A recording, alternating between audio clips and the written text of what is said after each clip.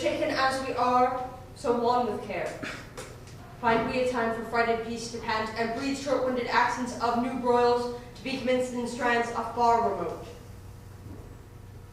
No more the thirsty entrance of this soil shall daub her lips with her own children's blood. No more shall trenching drawer channel her fields, nor bruise her flowerlets with the armed hooves of hostile paces. The supposed eyes, all of one substance, of one nature bred, that did lately meet in the intestine shock and furious close of civil butchery, now in mutual well-beseeming ranks shall march all one way and be no more opposed against acquaintance, kindred, and allies. Edge of war like an ill-sheathed knife, no more shall cut his master. Therefore, friends, as far as to the sepulchre of Christ, whose soldier we, under whose blessed cross we are impressed and engaged to fight, forthwith a power of English shall we levy, whose arms were molded in their mother's wombs, to chase these pagans in those holy fields over whose acres walk those blessed feet, which 1400 years ago were, for our advantage, nailed upon the bitter cross. But this our purpose now is 12-month old, and bootless 'tis to tell you we will go. Therefore we meet not now. Tell me then, my gentle cousin Westmoreland, but yesternight our council did decree in forwarding this dear expedience. My liege, this haste was hot in question, and many limits of the charge set down, but yesternight when all athwart there came a post from Wales, loaded with heavy news, whose worst was that the noble murderer, leaving the men of Hertfordshire to fight against the irregular and wild Glendower, was by the rude hands of that Welshman taken, 1,000 of his people butchered, upon whose dead corpses there was such misuse, such beastly, shameless transformation by those Welshwomen done, as may not be without much shame retold or spoken of. Seems then the tidings of this world break off our business for the Holy Land. This match with other did, my gracious lord, for more uneven and unwelcome news came from the north, and thus it did inform. On Holy Rood Day, the gallant Hawks were there, young Harry Percy, and brave Archibald, that ever valiant and approved Scot at home did met, where they did spend a sad and bloody hour as by discharge of their artillery. And shape of likelihood the news is told, for he that brought them, in the very heat and pride of their contention, did take horse, uncertain of the issue any way. Here is a dear, a true industrious friend, Sir Walter Blunt, new lighted from his horse, stained with each variation between that Holden and the seat of ours. And he hath brought us smooth and welcome news. The Earl of Douglas is discomfited. 10,000 bold Scots, 22 knights balked in their own blood on Holden's plains did Sir Walter see. Of prisoners, Hotspur took Murdoch, Earl of Fife, and eldest son of Beaton Douglas, and the Earls of Athol, Moray, Angus, and Menteith. And is this not an honorable spoil, a gallant prize? Ha, cousin, is it not? In faith it is a conquest for a prince to boast of. Yea. That makes me sad, makes me sin and envy, that my Lord Northumberland should be the father to so blessed a son. Son that is the theme of honor's tongue, amongst your grove the very straightest plant, sweet fortune's minion and her pride. Whilst I looking on praise of him, see bright and somber stain the brow of my own Harry. Oh, that it could be proved that some night-tripping fairy exchanged in cradle clothes our children where they lay, called mine Percy, his Plantagenet. Then would I have his Harry, and he mine. But let him from my thoughts. Tell me, coz, what think you of this young Percy's pride? The prisoners which in this adventure he hath surprised, to his own use he keeps. And since me word that I shall have none but Murdoch, Earl of Fife. This is his uncle's teaching, this is Worcester. Malevolent to you in all aspects that make him prune himself and bristle out the crest of youth against your dignity. Well, I have sent for him to answer this. And for this cause awhile we must neglect our holy purpose to Jerusalem. Westmoreland,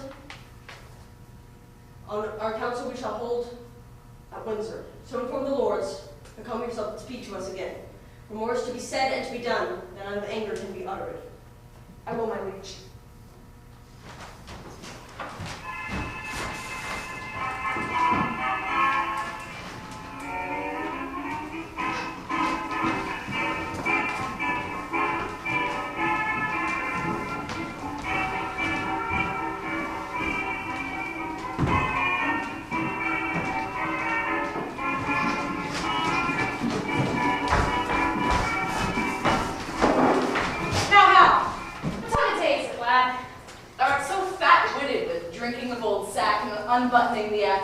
sleeping upon benches afternoon, that thou hast forgotten to demand, that truly which thou wouldst truly know. What a devil hast thou to do at the time of the day? Unless hours were cups of sack, and minutes capons, and clocks the tongues of bawds, and dials the signs of leaping houses, and the blessed sun himself a fair hot wench in flame-colored taffeta, I see no reason why thou shouldst be so superfluous as to demand the time of day. Indeed, you come near me now, however. We that take purses go by the moon and the 7 stars, and not by Phoebus, he that wandering night so fair. And I prithee, sweet wife, when thou art king, as God save thy grace. Majesty, I should say, for grace thou wilt have none. What, none? No, by my troth, not so much as will serve to be prologue to an egg and butter. Well, how then? Come roundly, roundly. But marry then, sweet wife, when thou art king, let not us that are squires of the night's body be called thieves of the day's beauty. Let us be Diana's foresters, gentlemen of the shade, minions of the moon. And let men say we be men of good government, being governed, as the sea is, by our noble and chaste mistress the moon, under whose countenance we steal. Thou sayest well, and it holds well too, for the fortune of us that are the moon's men doth ebb and flow like the sea, being governed as the sea is by the moon. By the Lord thou sayest true, lad.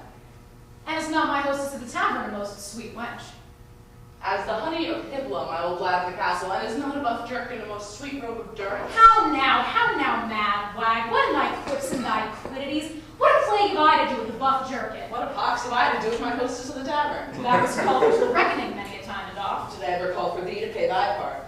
No, I'll give thee thy due, thou hast paid all there. Yea, and elsewhere, so far as my coin would stretch, and where it would not, I have used my credit. Yea, and so used it that were it not here apparent that thou art heir apparent.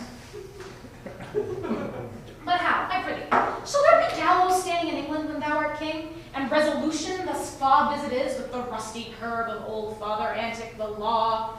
Do not thou, when thou art king, hang a thief. No, thou shalt. Shall I? Oh, rare.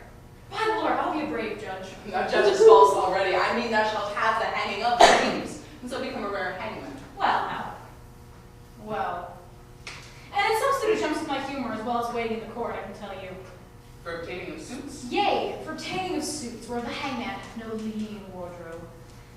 Slud, I am as melancholy as a jib cat or love bear. Or an old lion or a lover's lute.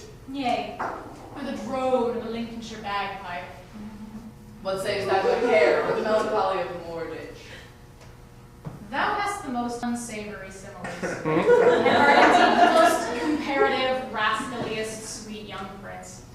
But how, I prithee, trouble me no more with vanity. I would to God thou and I knew where a commodity of good names were to be bought. An old lord of the council rated me the other day in the street about you, sir, but I marked him not. And yet he talked very wisely, but I regarded him not. And yet he talked wisely, and in the street, too. That did swell, for wisdom cries out in the streets, no man regards it. Oh, thou hast damnable iteration, and art indeed able to corrupt a saint. Thou hast done much harm upon me, Hal, God forgive thee for it. Before I knew thee, Hal, I knew nothing. And now am I, if a man should speak truly, little better than one of the wicked. I must give over this life, and I will give it over. By the Lord, and I do not, I am a villain. I'll be damned from ever a king's son in Christendom. Where shall we take a purse tomorrow, Jack? Zounds, where thou wilt, lad. I'll make one, and I do not call the villain of that for me. I see an amendment of life in thee yet for praying to purse taking. Why, how? 'Tis my vocation, Hal. 'Tis no sin for a man to labor in his vocation. Points! Now shall we see if Gad's looks set a match? If men were to be saved by merit, hole in hell were hot enough for him.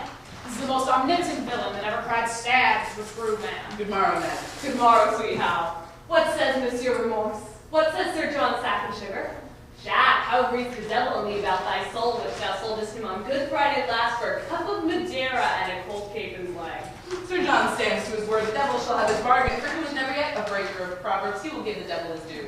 Why then thou art damned for keeping thy word with the devil? Else he had been damned for cozening the devil.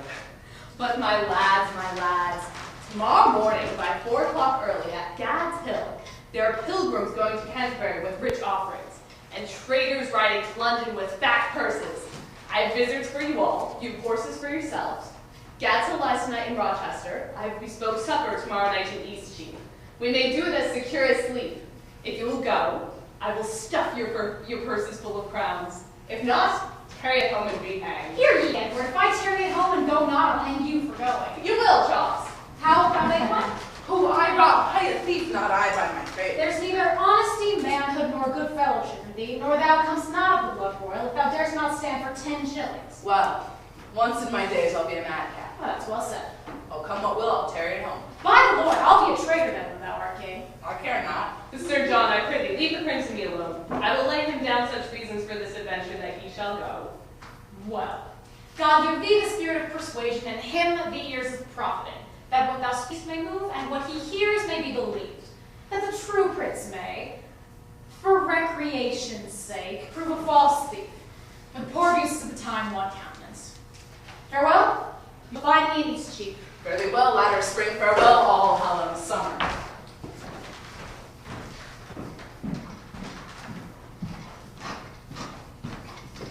Now, my good sweet honey lord, ride with us tomorrow. I have a jest to execute that I cannot manage alone.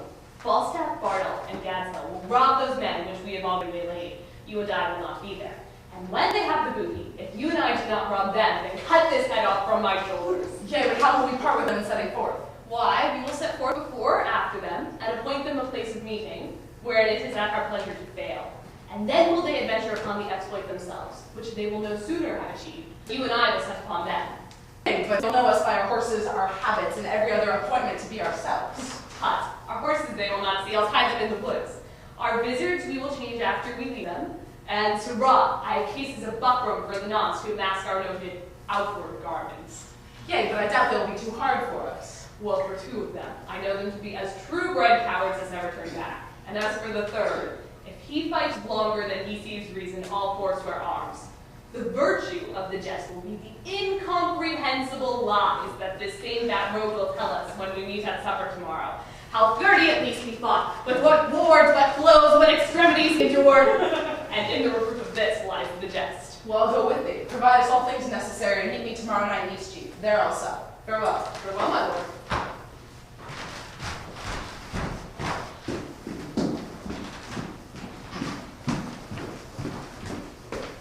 I know you all, and will a while uphold the unyoked humor of your idleness.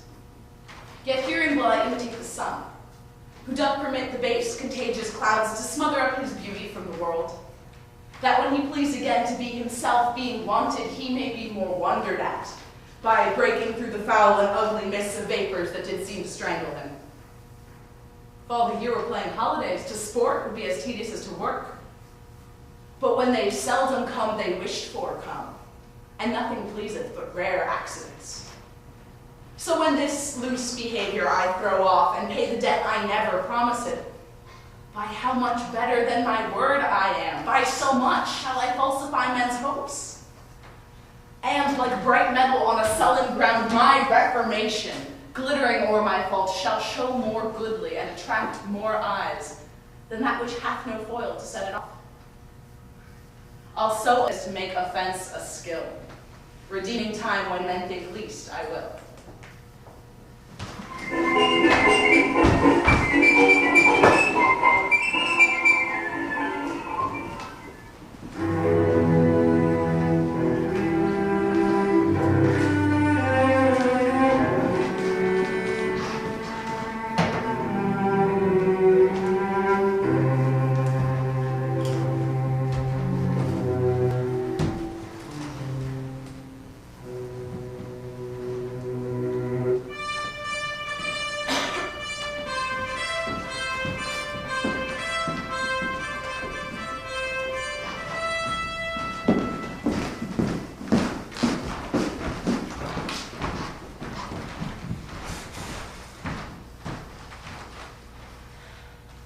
My blood hath been too cold and temperate, and apt to stir these indignities, and you have found me, for accordingly you tread upon my patience.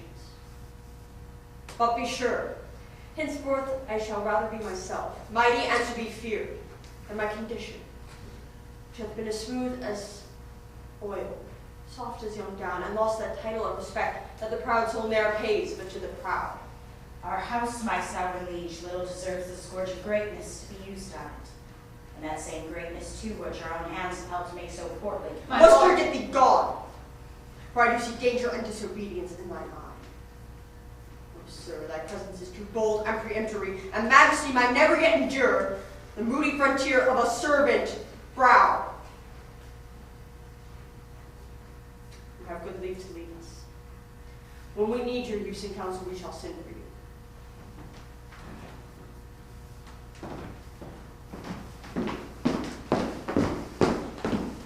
You were about to speak. Nay, my good lord.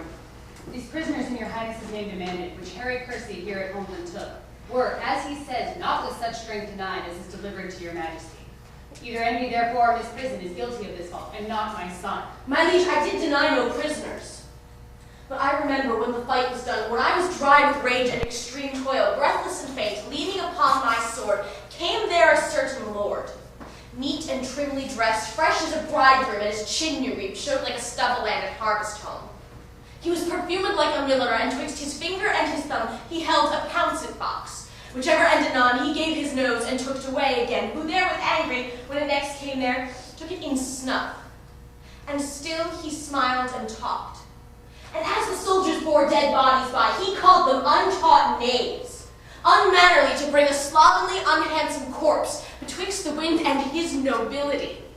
With many holiday and lady terms, he questioned me, amongst the rest, demanded my prisoners in your majesty's behalf. I then, all smarting with my wounds being cold, to be so pestered with a popping out of my grief and my impatience, answered neglectingly, I know not what. He should or he should not, for he made me mad, to see him shine so brisk and smell so sweet, and talk so like a waiting gentlewoman of guns and drums and wounds, God save the mark, and telling me the sovereignest thing on earth was parmaceti for an inward bruise, and that it was great pity, so it was, this villainous saltpeter should be digged out of the bowels of the harmless earth, which many a good tall fellow had destroyed so cowardly. And but for these vile guns, he would himself have been a soldier. This bald, unjointed chat of his, my lord, I answered indirectly as I said. And I beseech you, let not his report come current for an accusation betwixt my love and your high majesty. The circumstances considered, good my lord, whatever Lord Harry Percy then had said to such a person, at such a place, at such a time, with all the rest we told, may he reasonably die, and never rise to do him wrong or any way impeach that which he said. So can't say it now. Why yet he doth deny his prisoners, with proviso and exception, that we at our own charge ransom straight his brother-in-law, the foolish Mortimer, who upon my soul hath willfully betrayed the lives of those that he did lead to fight against that great magician, damned Glendower, whose daughter, as we hear, the Earl of March hath lately married. Shall our coffers then be empty to redeem a traitor home? Shall we buy treason and indent with fears when they have lost and forfeited themselves? No, on the barren mountains let him starve, for I shall never hold that man my friend, whose tongue shall ask me what at any cost to ransom him revolted Mortimer. Revolted Mortimer! He never did fall off my sovereign liege, but by the chance of war. To prove that true needs no more than one tongue for all those wounds, those mounded wounds which valiantly he took when on the gentle Severn sedgy bank. In single opposition, hand to hand, he did confound the best part of an hour in changing heart of it with great Glendower. Never did base and rotten policy color her working with such deadly wounds, nor could the noble Mortimer receive so many, and all willingly, then let not him be slandered with revolt.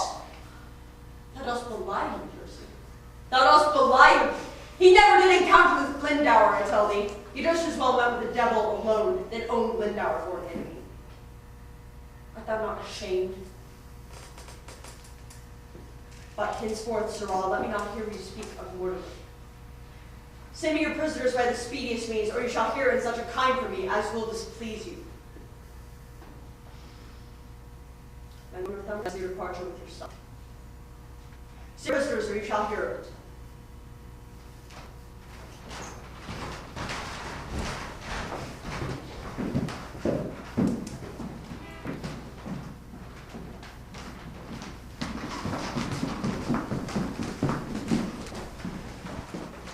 Roar for them. I will not stand them! I will after straight and tell him so, for I will ease my heart and I make a hazard of my head. What, drunk with choler? Stay in the closet. Here comes your own. Speak of Mortimer, Zeus will speak of him, and let my soul want mercy if I do not join with him. Yea, on his part I'll empty all these veins and shed my dear blood drop by drop in the dust. For I will lift the downtrodden Mortimer as high in the air as this unthankful king, as this ingrate and cankered Bolingbroke. Brother, the king made your nephew mad. We shall see after I was gone. He will forsooth have all my prisoners. And when I urged the ransom once again of my wife's brother, then his cheek looked pale, and on my face he turned eye of death, trembling even at the name of Mortimer. I cannot blame him. Was not he by Richard that dead is proclaimed next of blood? He was. I heard the proclamation. And then it was when the unhappy whose wrongs in us God pardoned did set forth upon his Irish expedition, from which he, intercepted, did return, to be deposed and shortly murdered. And for whose death we in the world's wide mouth live scandalized and foully spoken of. With soft rating, did King Richard then proclaim my brother, Edmund Mortimer, heir to the crown? He did. Myself did hear it. Nay, then I cannot blame his cousin king that wished him on the barren mountain's star. But shall it be that you, that set the crown upon the head of this forgetful man, and for his sake were the detested blot or murderous subordination? Shall it be that you a world of curses undergo, being the agents or base second means, the cords of the ladder or the hangman rather? Oh, pardon me that I descend so low to show the line and the predicament wherein you reigned under this subtle king. Shall it for shame be spoken in these days, or fill up chronicles in time to come, that men of your nobility and power did gage them both in an unjust behalf, as both of you, God pardon it, have done? To put down Richard, that sweet lovely rose, and plant this thorn, this canker Bolingbroke. And shall it in more shame be further spoken that you are fooled, discarded, and shook off by him through whom these shames ye underwent? No! Yet time serves wherein you may redeem your vanished honors and restore yourselves into the good thoughts of the world again. Revenge the jeering and disdainful contempt of this proud king who studies day and night to answer all the debt he owes to you, even with the bloody payment of your debts. Therefore I say, Peace, cousin! Say no more. And now I will clasp a secret book, and your quick conceiving discontents, I'll read you matter deep and dangerous, as full of peril and adventurous spirit, as to overwalk a current roaring loud on the unsteadfast footing of a sphere. if he fall in, good night. Or sink or swim, send danger from the east unto the west, so I cross it from north to south and let them grapple. The blood more stirs around the lion than to start a hare. Imagination of some great exploit drives him beyond the bounds of patience. By heaven, methinks it were an easy leap, to pluck bright honor from the pale-faced moon, or dive into the bottom of the deep where fathom line could never touch the ground, and to pluck up drowned honor by the locks, so that he that doth redeem her thence might wear without corrival all her dignities, but out upon this half-faced fellowship. He apprehends a world of figures here, but not the form of what he should attend. Good cousin, give the audience for I cry you mercy. those same noble Scots that are your... I'll keep them all! By God, he shall not have a Scot of them. No, if a Scot would save his soul, he shall not. I'll keep them by this hand. You start away and let no ear unto my purposes. Those prisoners you shall... Nay, I will, that's flat. He said he would not ransom Mortimer, forbade my tongue to speak of Mortimer. But I will find him when he lies asleep, and in his ear I'll holler, Mortimer! Nay, I'll have a starling shall be taught to speak nothing but Mortimer, and give it him to keep his anger still in motion. Hear you, cousin, a word. All studies here I solemnly defy, save how to gall and pinch this Bolingbroke. And that same sword and buckler, Prince of Wales, for that I think his father loves him not, and would be glad he met with some mischance, I would have him poisoned with a pot of ale. Farewell, cousin. I'll talk to you when you're better tempered to attend. Why, O what stung and impatient fool art thou, to break into this woman's mood, tying thine ear to no tongue but thine own?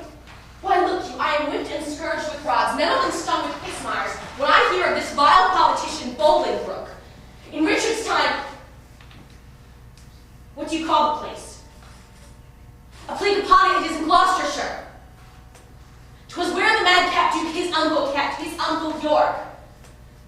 Where I first bowed the knee unto this king of smiles, this Bolingbroke. Blood, when you and he came back from Ravenspur. At Berkeley Castle. You say true. But what a candy deal of courtesy this fawning greyhound then did proffer me. Look, when his infant fortune came to age, and gentle Harry Percy and kind cousin of the devil take such cousiners. God forgive me, good uncle. Tell your tale, I have done. Nay, if you have not, do it again. We will stay your leisure. Then once more to your Scottish prisoners, deliver them up without their ransom straight, and make the Douglas son your only need for powers in Scotland, which for divers reasons I shall send you written, be assured shall easily be granted. You, my lord, your son in Scotland being thus employed, shall secretly into the bosom creep of that same noble prelate, well beloved the Archbishop. Of York, is it not? True, who bears hard his brother's death at Bristol, the Lord Scroop. I speak not this in estimation of what I think might be, but what I know is ruminated, plotted, and set down, and only stays to hold the face of that occasion that shall bring it on. I smell it. Upon my life, it will do well. Before the game's afoot, thou still let's. Why, he cannot choose but be a noble plot.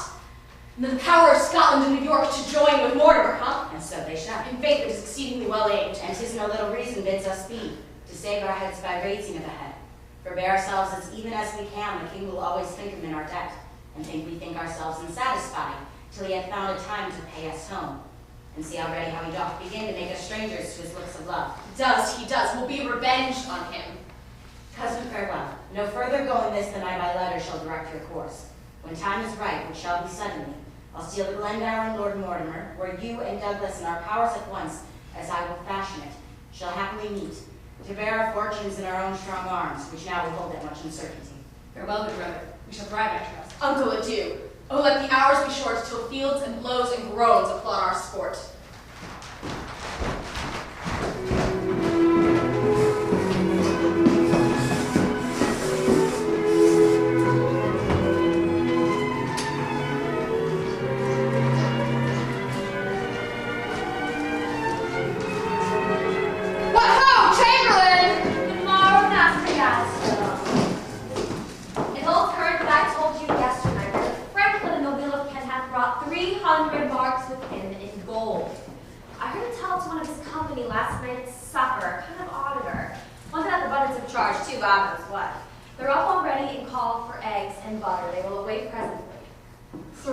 If they meet not with St. Nicholas's clerks, I'll give thee this neck. No, I'll none of that. I pray thee keep that for the hangman, for I know that worship of St. Nicholas is truly as a man of falsehood may.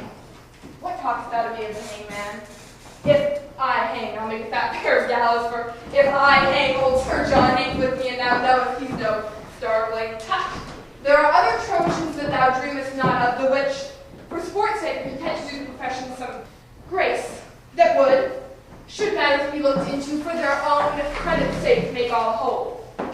I'm joined with no foot land drapers, no long staff sixpenny strikers, none of these bad mustachio purple-hued malt-worms, but with nobility and tranquility, with burgomasters and great wonders, such as can hold in, such as will strike sooner than speak, and speak sooner than drink, and drink sooner than pray, and yet zoons I lie, for they pray continually to their saint the Commonwealth, or rather, not pray to her, but pray on her, for they ride up and down on her and make her their boots. What? The Commonwealth their boots? Will she hold out water in Falmouth? She will, she will. Justice hath liquored her. We steal castle, cockshore. We have the receipt of Fernseed. We walk. Nay, I think you are more beholding to the night than to the fern seed for your walking invisible. Give me thy hand. Thou shalt have a share in our purchase as I am a true man. Nay, what let me have as you are a false thief. Go to, go to. Homo is a common name to all men. Bid thee also bring my gelding from the stable. Farewell, you muddy knave.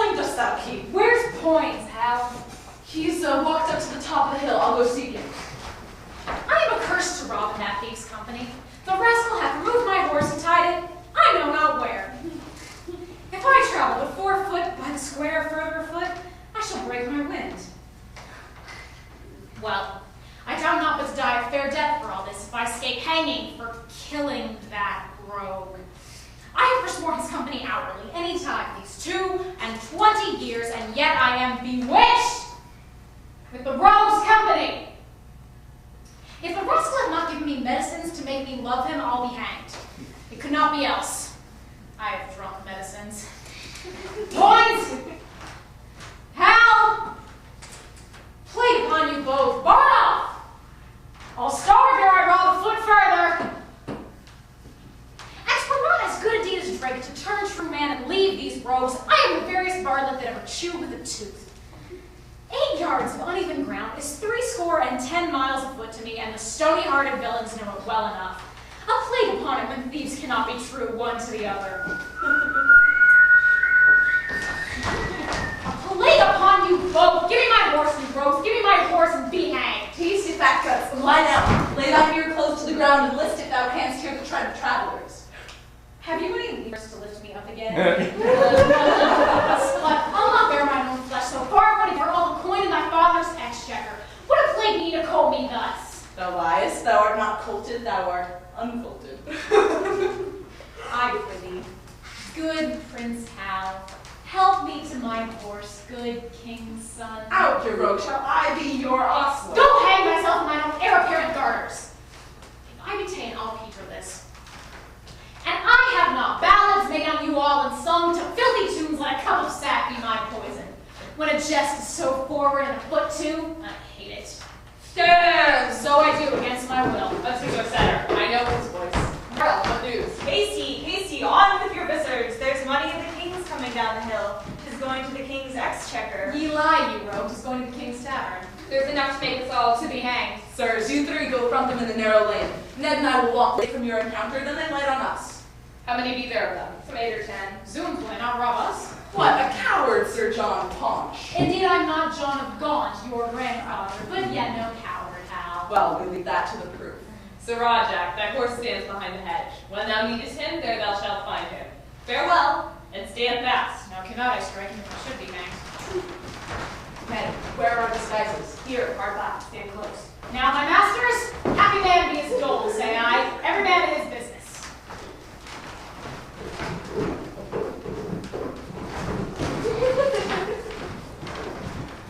Stand! Down with them, blood-killers, close up. Horse and caterpillars, babies, dead babes, they hate us, you. Down with them, police them. Thieves bound the true men, now can sound I rob the thieves and go merrily to London. It would be laughter for a week, argument for a month, but a good jest forever. Stand close, you're coming. Come, my masters, let us share, and then to horse before day. And the prince and points be not two arrant cowards, there's no equity stirring. There's no more valor in that coins than in a wild duck. Your money! Not with much ease. Now merrily to horse. The thieves are all scattered and possessed with fear so strongly they dare not meet each other. Each takes his fellow for an officer. Away, good Ned. Falstaff's sweats to death and lards the lean earth as he walks along. Were not for laughing, I should pity him. How the rogue roared!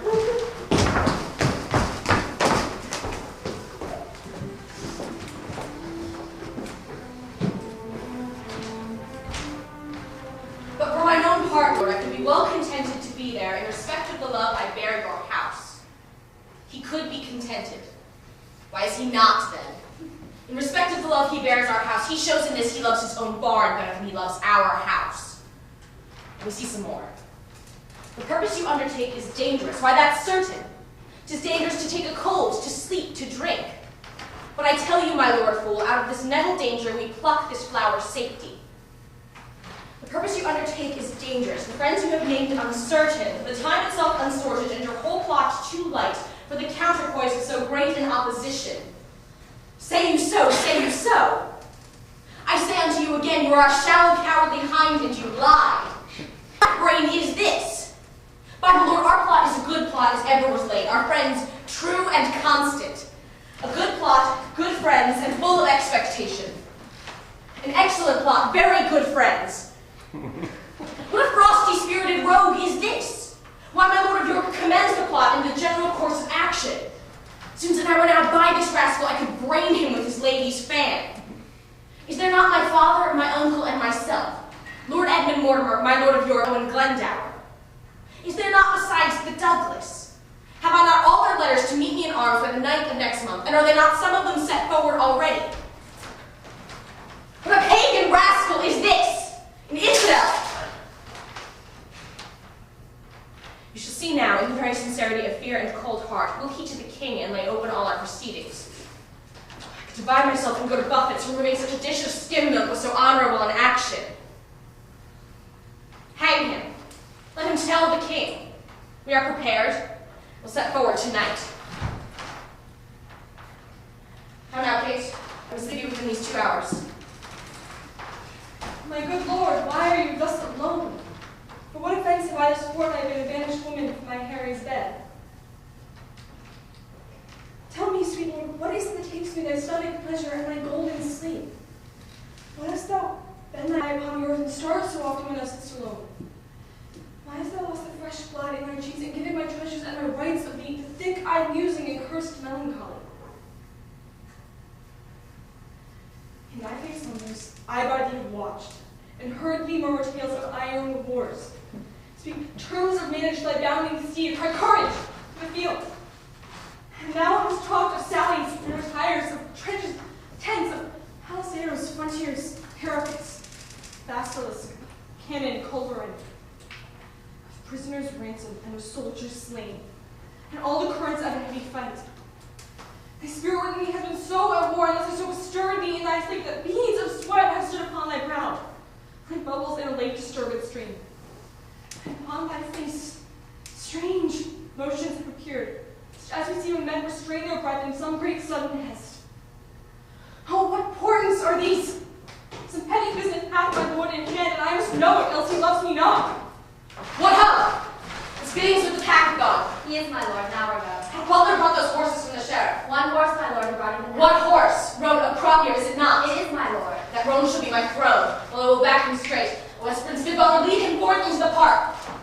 But hear me, my lord. What sayest thou, my lady? What is it that carries you away? Why, my horse, my love, my horse. Have you mad and evil? These are happened to the things you were tossed withal.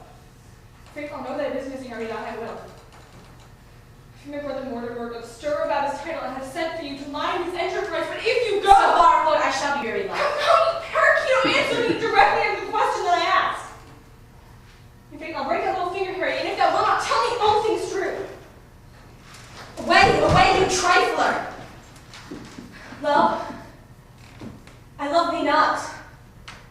I care not for thee, Kate. This is no world to play with mammons and to tilt with lips. We must have bloody noses and cracked crowns and pass them current to God be my horse! What sayest thou, my lady? What wouldst thou have with me? Do you not love me? Do you not indeed?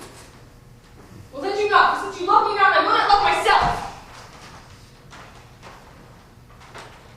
Do you not love me? Now, tell me if you speak in jest or no. Come, wilt thou see me ride? And when I am on horseback, I will swear I love thee infinitely. But hark you, Kate, I must not have you henceforth question me whither I go nor reason whereabout. Whither I must, and to conclude this evening must I leave you, gentle Kate. I know you wise, but yet no farther wise than Harry Percy's wife. Constant you are, but yet a woman, and for secrecy no lady closer. For I well believe thou wilt not utter what thou dost not know. And so far will I trust thee, gentle Kate. How, so far? Not an inch further. But hark you, Kate. Whither shall you go to? Today will I set forth, tomorrow ye. Will this content you, Kate? It must, of force.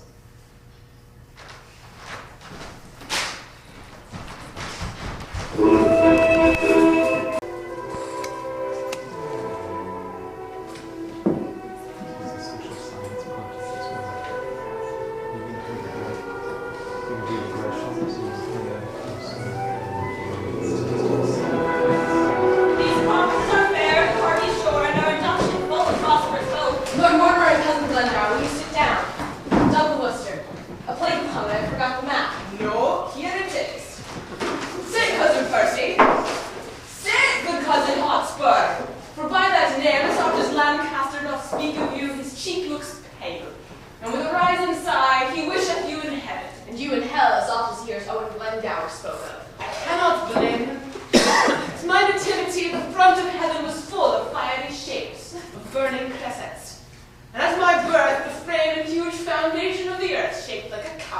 Why, so it would have done at the same season if your mother's cat had but kittens. I say the earth did shake when I was born. I say the earth was not of my mind if you suppose his fear in you it shook. The heavens were all on fire. The earth did tremble. Then the earth shook to see the heavens on fire, and not in fear of your nativity. Diseased nature oftentimes breaks forth in strange eruptions. Oft the teeming earth is with a kind of colic, pinched and vexed by the imprisoning of unruly wind within her womb, which for enlargement striving shakes the old beldam earth and topples down steeples and moss-grown towers. At your birth, our random earth, having this distemperature, in passion shook. Cousin, of many men I do not bear these crosses. Give me leave to tell you once again that at my birth, the front of heaven was full of fiery shapes. The goats ran from the mountains, and the herds were strangely clamorous to the frightened fields. These signs have marked me extraordinary, and all the courses of my life do show I am not in the role of common man. Where is he living, clipped in with the sea that chides the banks of England, Scotland, Wales, that calls me pupil, or hath read to me? And bring him out in his but woman's style, can trace me in the tedious ways of art, and hold me pace in deep experiments. I think there's no man speaks better Welsh. What's a dinner? Peace, Cousin Percy.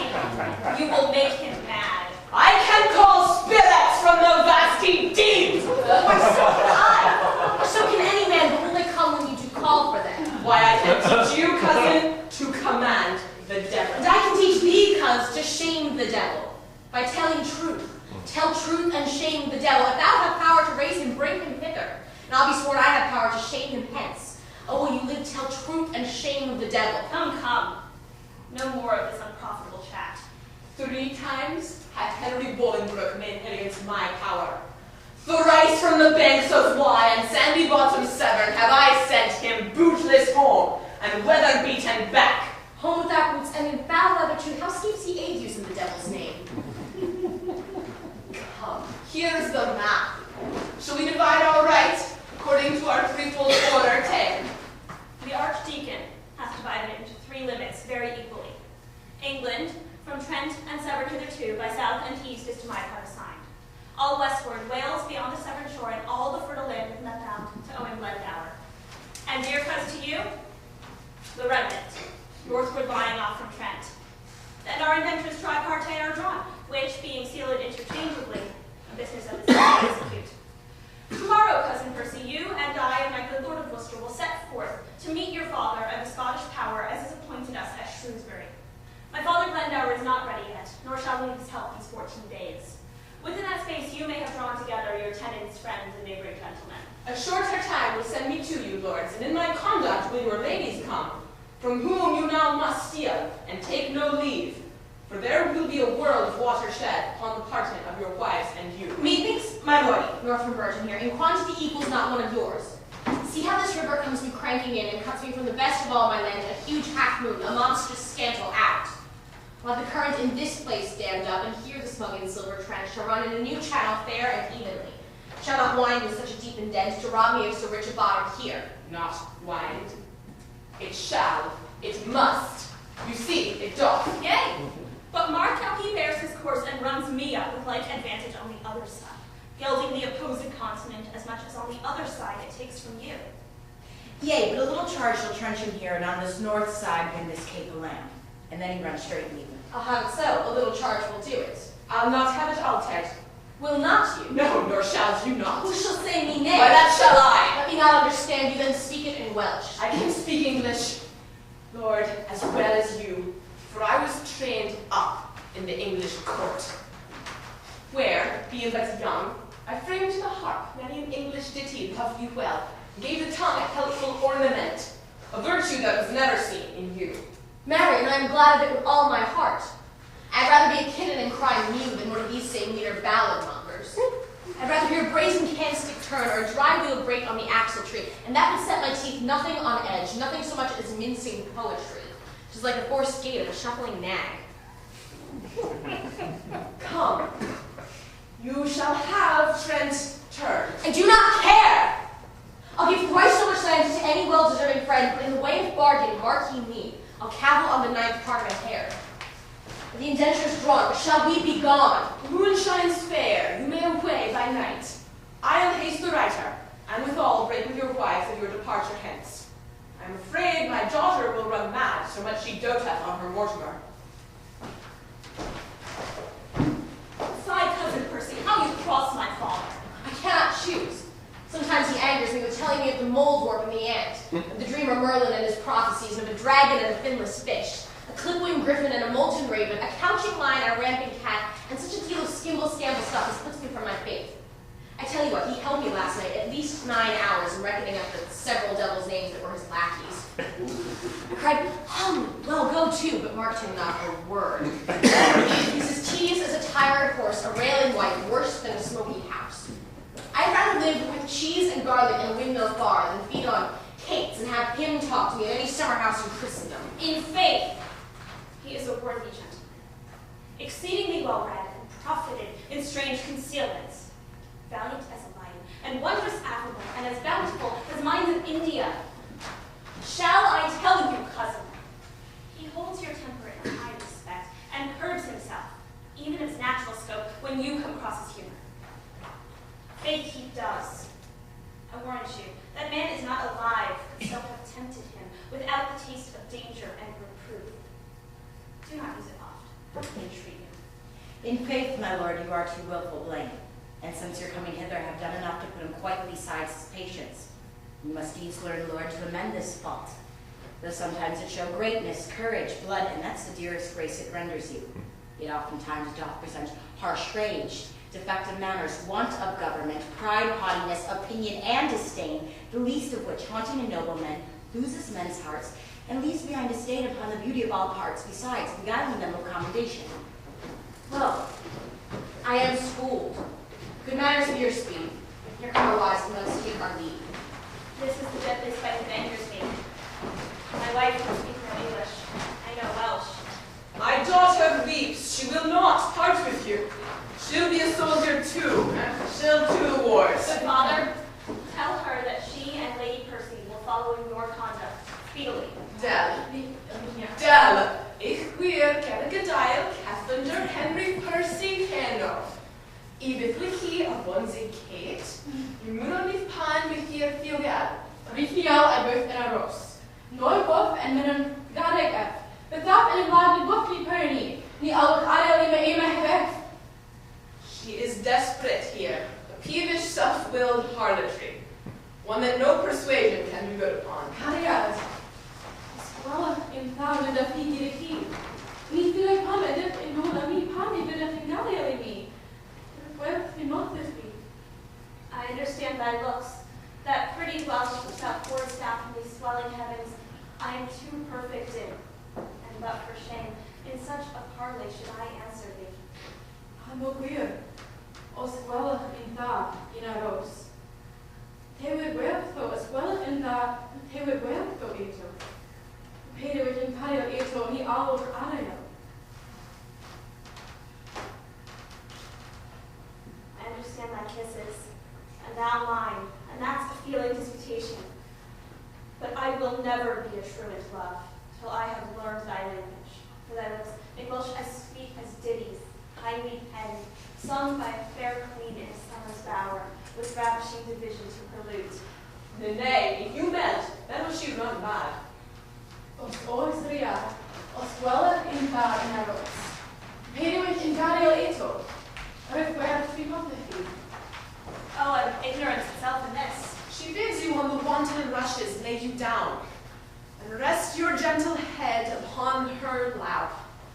And she will sing the song that pleases you, and on your eyelids crown the god of sleep, charming the blood with pleasing heaviness, making such difference twixt wake and sleep as is the difference twixt day and night, the hour before the heavenly harnessed team begins his golden progress in the east. With all my heart I'll sit and hear her sing.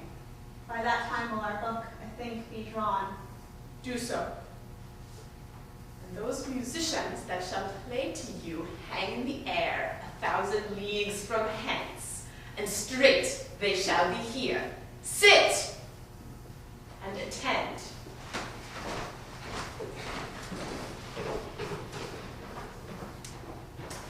Come, Kate. No.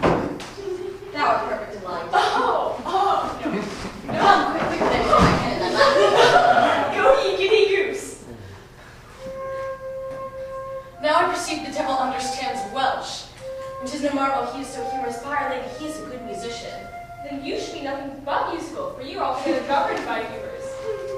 Lie still, you thief, I hear the lady sing in Welsh. I'd rather hear Lady my grandchild in Irish. Wouldst thou have that head broken? No. Then be still. Neither, 'tis a woman's fault. So God help you. Is it not Shakespeare? What? He sings.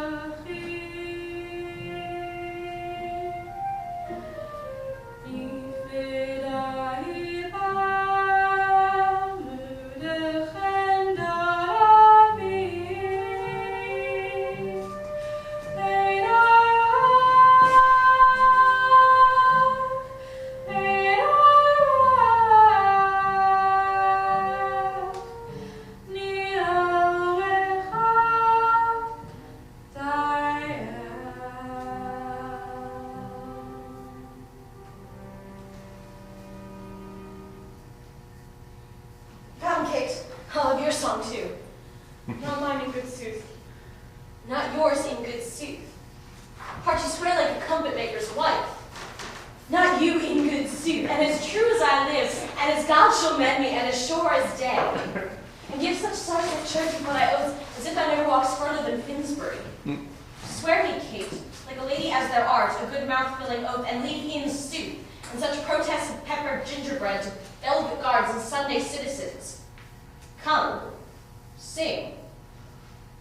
I will not sing. 'Tis the next way to turn tailor or be red-breast teacher. And the indenture be drawn away within these 2 hours. And so, come in when you will.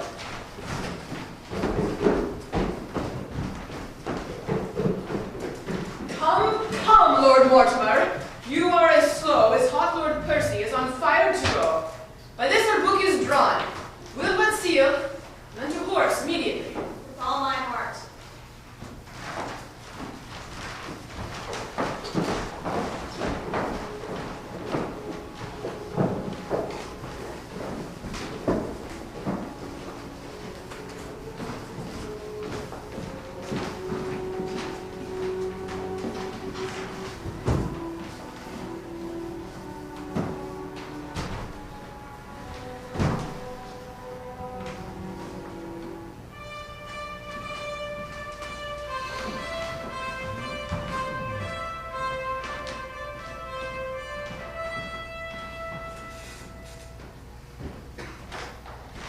My lord, give us leave. For the Prince of Wales and I must have some private conference. But be near at hand, for presently we shall meet you.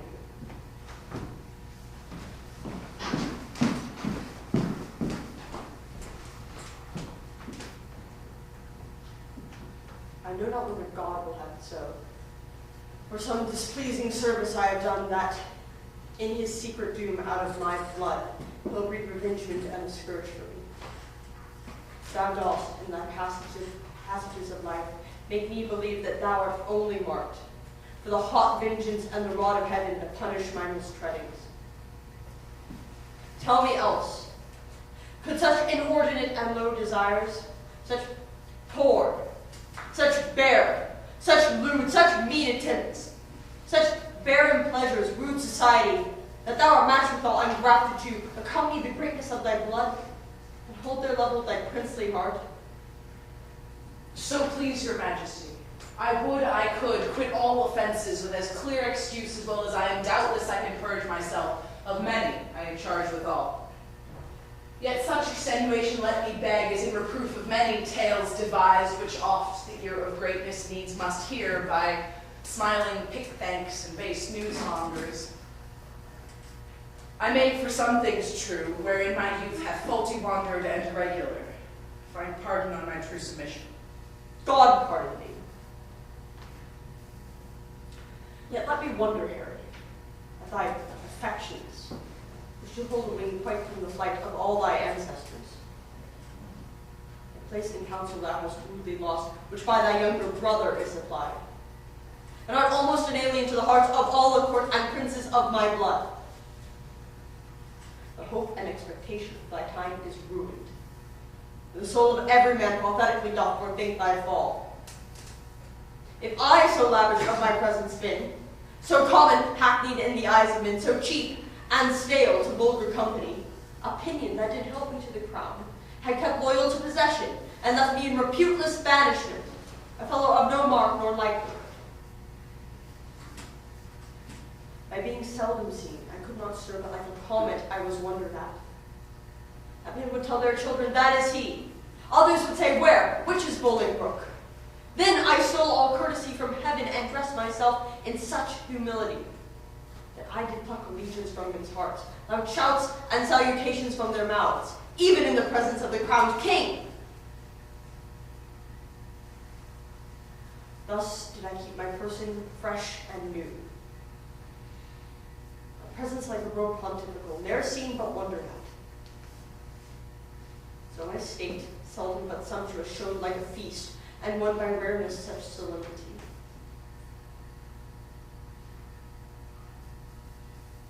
The skipping king, he ambled up and down with shallow gestures and rash, baben wits, soon kindled and soon burnt, parted his state, mingled his royalty with capering fools, had his great name profaned by their scorns, gave his countenance against his name to laugh at gibing boys, to stand the push of every beardless, vain comparative, grew companion to the common streets, infected himself to popularity, that being daily swallowed by men's eyes, they surfeited with honey, and began to loathe the taste of sweetness.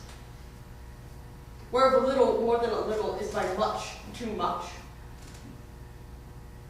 And so, when he had occasion to be seen, he was as the cuckoo is in June. Heard, not regarded. Seen, but with such eyes as sick and blunted with community afford no extraordinary gaze, such as bent on sun-like majesty, when it shines seldom in admiring eyes.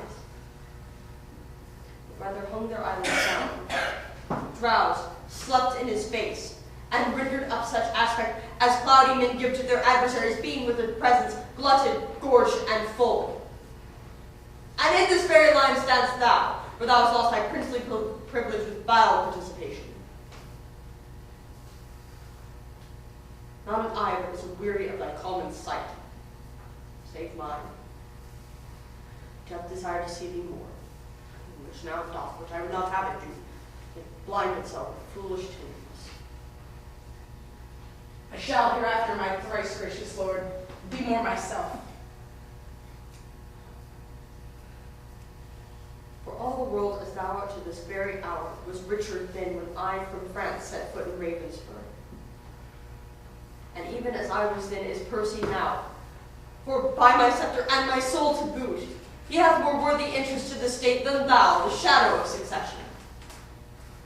For having no right, nor colored like to right, he fills fields with harness in the realm, turns head against the lion's armed jaws, and being no more in debt to years than thou, leads ancient and reverend bishops to bloody battles and to bruising arms. But ever a dying honor hath he got against renowned Douglas, whose high deeds, hot incursions, and great name in arms holds from all soldiers a military kennel capital through all the kingdoms that acknowledge Christ. Thrice hath this Hotspur, this Mars in swaddling clothes, this infant warrior, in his enterprises discomfited great Douglas. Tamed him once, enlarged him and made a friend of him, to fill the mouth of deep defiance up and shake the peace and safety of our throne. And what say you to this? Northumberland, Percy, Archbishops Grace of York, Douglas Mortimer capitulate against us and are up.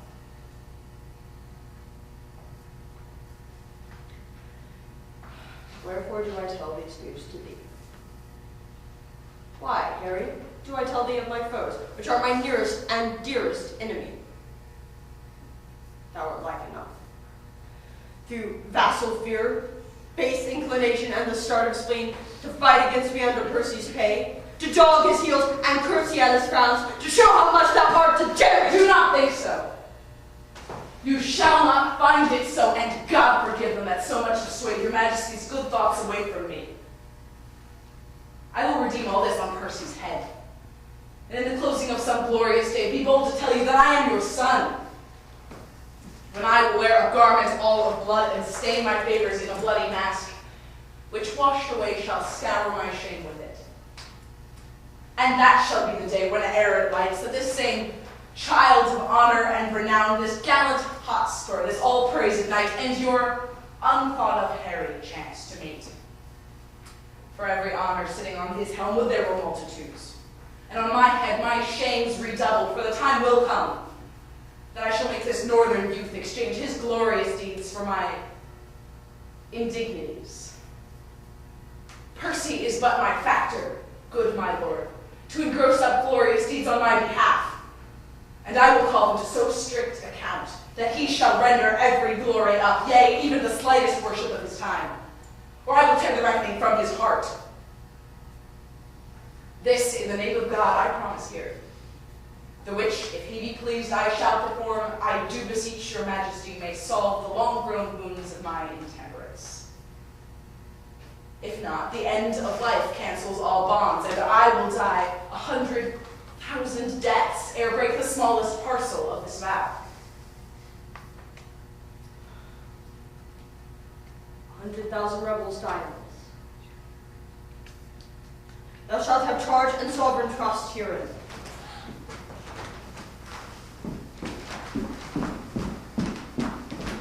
And now, Sir Walter Blunt, thy looks are full of speed. So has the business I come to speak of.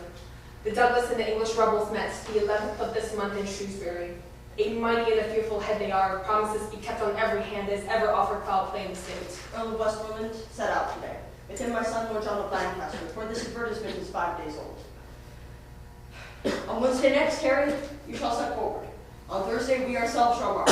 Our meeting is Bridgenorth, and you, Harry, shall go through Gloucestershire, by which account, our business being valued, some 12 days hence, our general forces at Bridgenorth shall meet. Our hands are full of business. Let's away. Vantage fees and fat will make delay.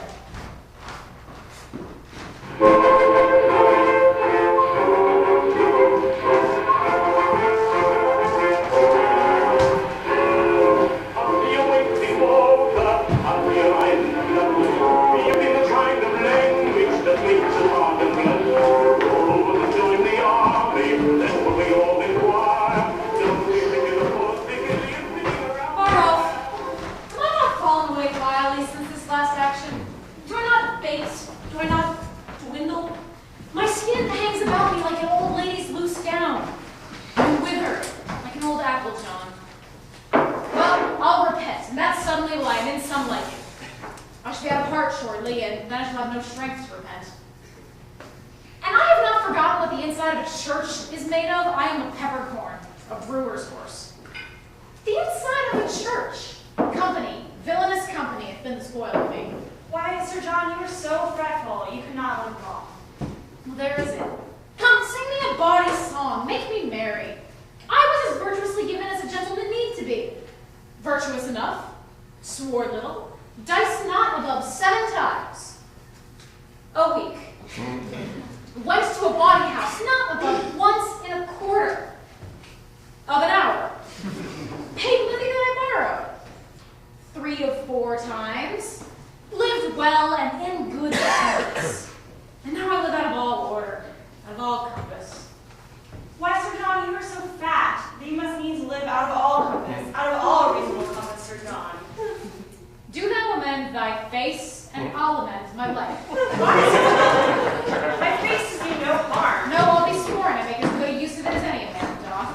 How now, Dame Partlet the hen? Have you inquired yet and picked what do you think, Sir John? Do you think I keep thieves in my house?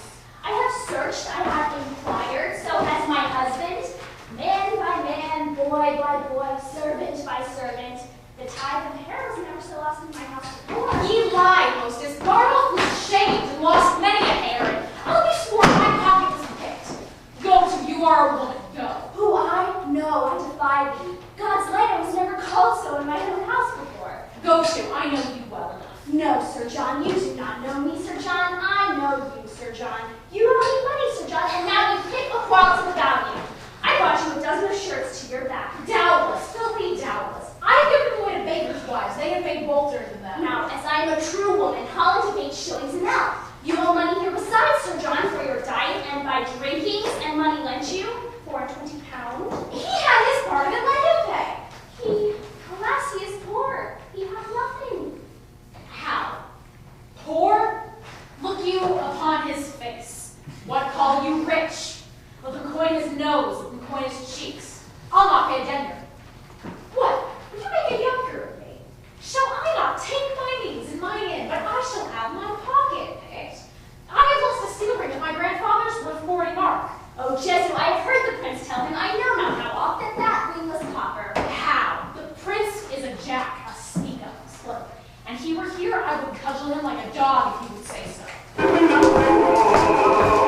Now, lads, the wind in that torrid fate must we all march. Yea, 2 and 2, Newgate fashion. My lord, I pray to hear me. Mr. Squiggly, what sayest thou to me? How doth thy husband? I love him well, he's an honest man. Good, my lord, hear me. Prithee, let her alone and listen to me. What sayest thou, Jack? The other night I fell asleep here behind the arras and had my pocket picked. This house is turned bawdy house. They pick pockets. What didst thou lose, Jack? Wilt thou believe me, Hal? Some 3 or 4 bonds of 40 pounds apiece and the seal ring of my grandfather's. A triflesome 8-penny matter?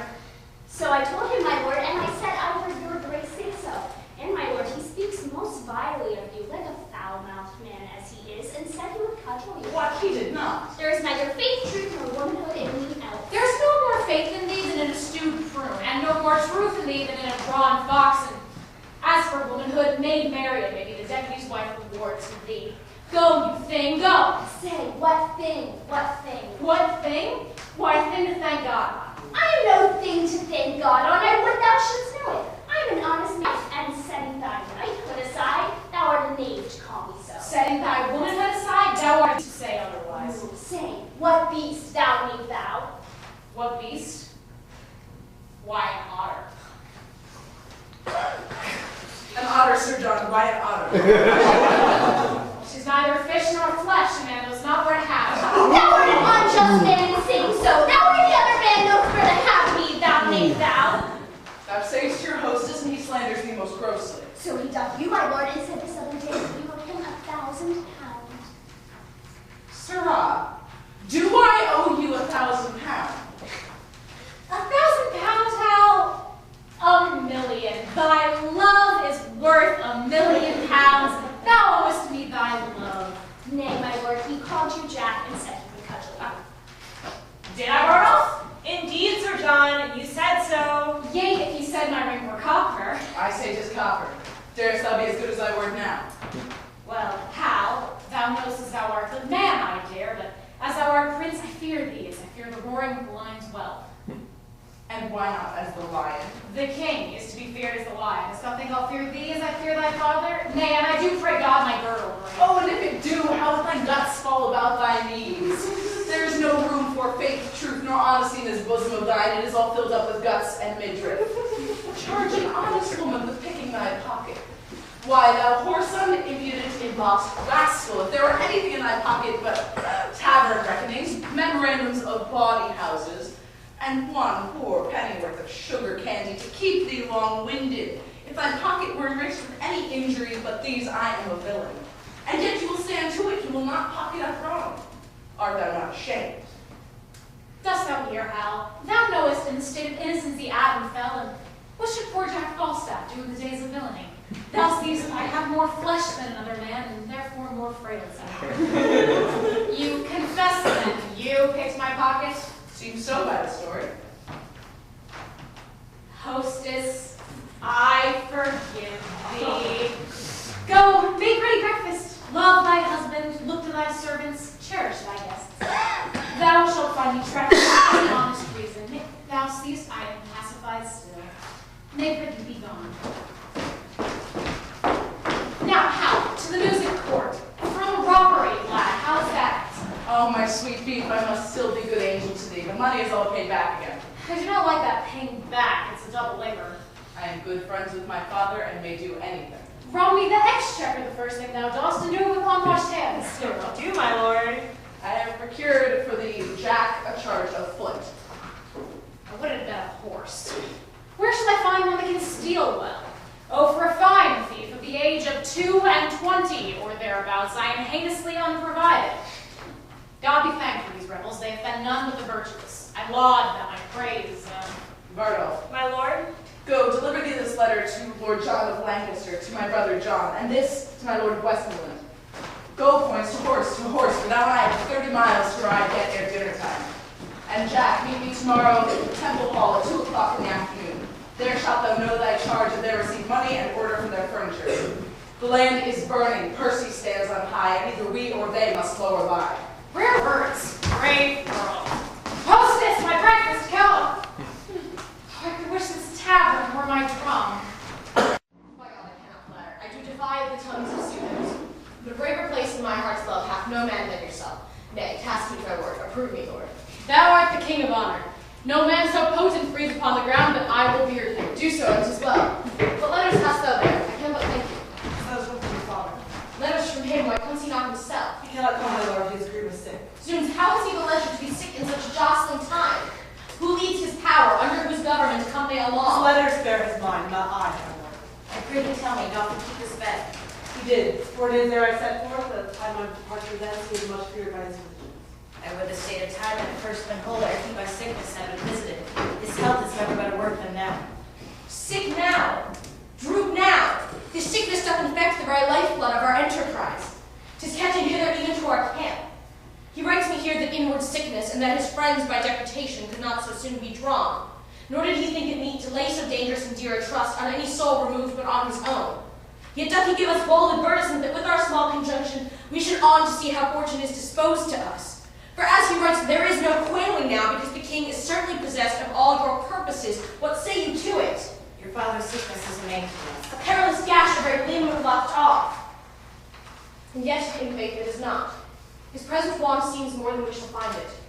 Were it good to set the exact wealth of all our states all at one cast, to set so rich a main on the nice hazard of one doubtful hour. It were not good, for therein should we read the very bottom and the soul of hope, the very list, the very utmost bound of all our fortunes. Faith, and so we should.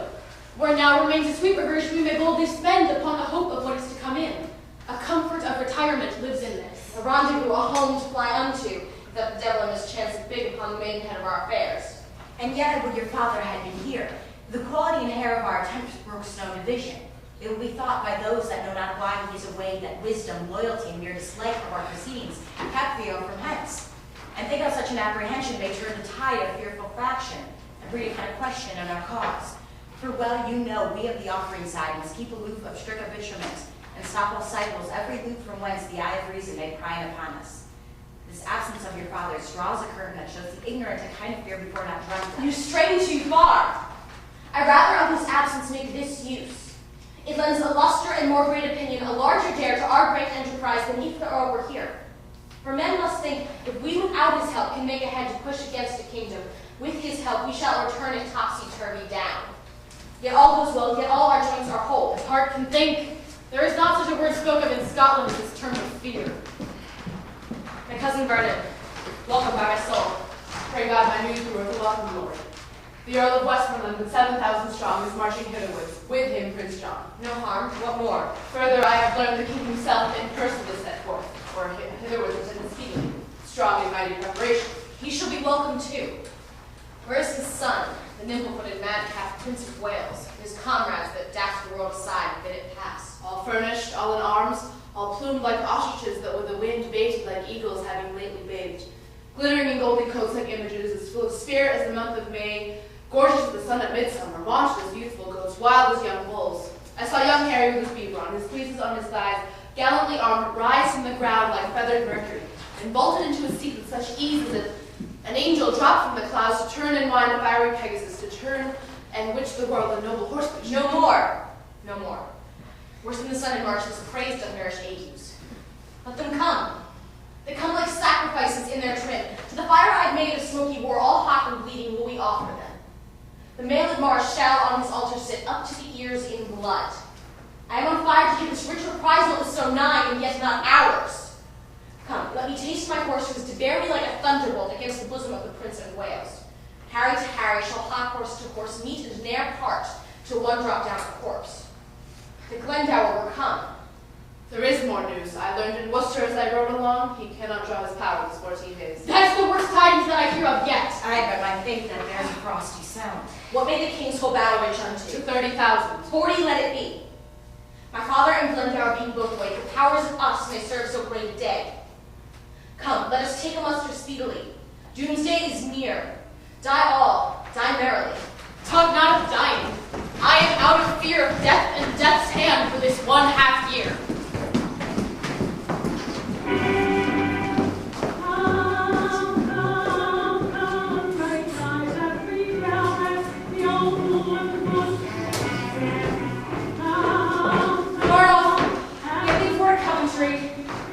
Fill me a bottle of sack.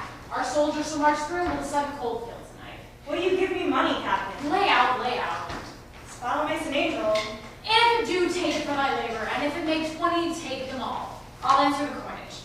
Bid my lieutenant meet me at Townsend. I will, Captain, farewell. If I be not ashamed of my soldiers, I am a sow's vermin.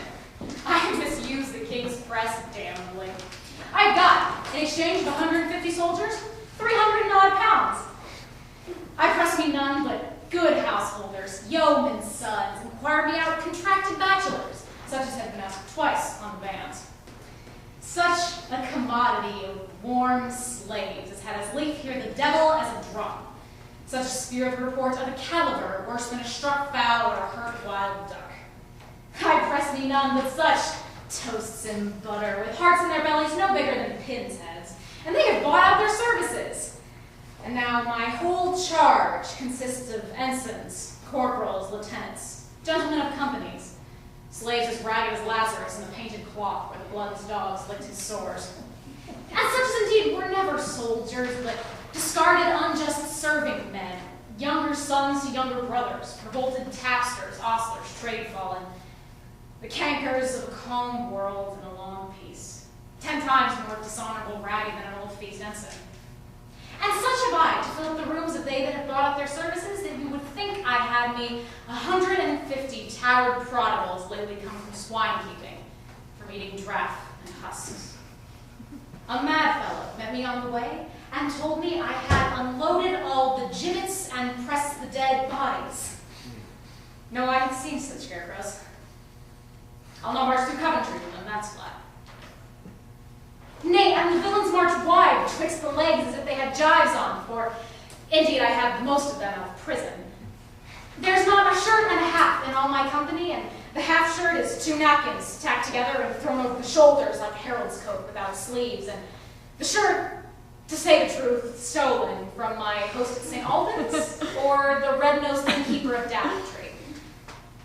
But that's all one. I'll find linen enough on every hedge. I don't know, Jack, I don't know, Quills. What hell? How now, mad wag, Brazil now in Warwickshire. My good Lord Westmoreland, I cry you mercy. I thought your honor had already been at Shrewsbury. Faith, Sir John, more the time that I were there, and you too. Tut, never fear me. I am as vigilant as a cat to steal cream. I think to steal cream indeed, for thy theft hath already made thee butter. But tell me, Jack, whose fellows are these that come after? Mine, Hal. Mine. I did never see such pitiful rascals. Tut, tut. Good enough to toss. Food for powder. Food for powder. They'll fill a pit as well as better. Tush, man. Mortal men. Mortal men. I but, Sir John, me think them exceeding poor and bare, too beggarly. Faith, for their poverty, I know not where they had that, and for their bareness, I'm sure they never learned that of me. No, I'll be sworn unless you call 3 fingers and the ribs bare. But, sirrah, make haste. Percy's already in the field. What is the king of He is, I fear we should stay too long. To the latter end of a fray, in the beginning of a feast, fits a dull fighter and a keen guest.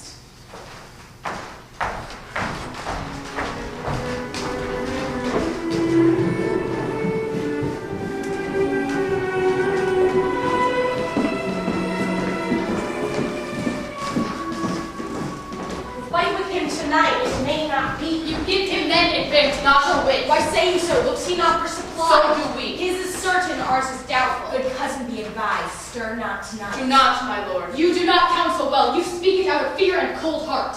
Do we no slander, Douglas? By my life, and I dare well maintain it with my life, if well-respected honor bid me on, I hold as little counsel with weak fear as you, my lord, or any Scot that this day lives. Let it be seen tomorrow in the battle which of us fears. Yea, or tonight. Content. Tonight, say I. Come, it may not be. I wonder much, being men of such great leading as you are, you foresee not what impediments drag back our expedition.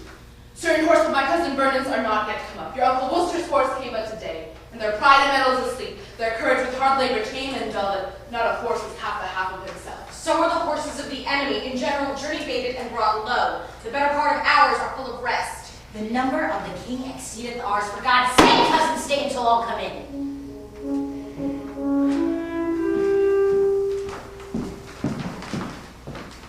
I come with gracious offerings from the king, if you vouchsafe me hearing and respect. Welcome, Sir Walter Blunt. And what to guide you of our determination. Some of us love you well, even though some envy your great deservings of good name, because you are not of our quality, and stand against us like an enemy. And God defend, but still I shall stand so long as I have limits, and true will you stand against anointed majesty. But to my charge. The king has sent to know the nature of your griefs, and whereupon you conjure from the breast of civil peace such bold hostility, teaching as duty as land's audacious cruelty. If the king hath any way your good deserts forgot, which he confesseth to be manifold, you continue your griefs, and with all speed you shall have your desires with interest. Pardon absolute for yourselves, and these herein misled by your suggestion. The king is kind. Well, we know the king knows at what time to promise, when to pay. My father and my uncle and myself did give him that same royalty he wears. And when he was not 26 strong, sick in the world's regard, wretched and low, a poor unminded outlaw sneaking home, my father gave him welcome to the shore. And when he heard him swear and vow to God, he came but to be Duke of Lancaster, to sue his liberty and make his peace with tears of innocency and terms of zeal. My father, in kind heart and pity moved, swore him assistance and performed it too. And when the lords and barons of the realm perceived Northumberland did lean to him, the more and less came in with cap and knee, met him in boroughs, cities, villages, attended him on bridges, stood in lanes, laid gifts before him, proffered him their oaths, gave him their heirs as pages, followed him even at the heels in golden multitudes.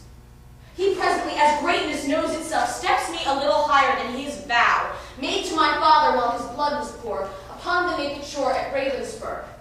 And now, forsooth, takes on him to reform some certain edicts and some strait decrees that lie too heavy on the Commonwealth, cries out upon abuses, seems to weep over his country's wrongs, and by this face, this seeming brow of justice, did he win the hearts of all that he did angle for. Proceeded further, cut me off the heads of all the favorites of the absent king in deputation left behind him here when he was personal in the Irish war. Tut, I came not to hear this. Then to the point.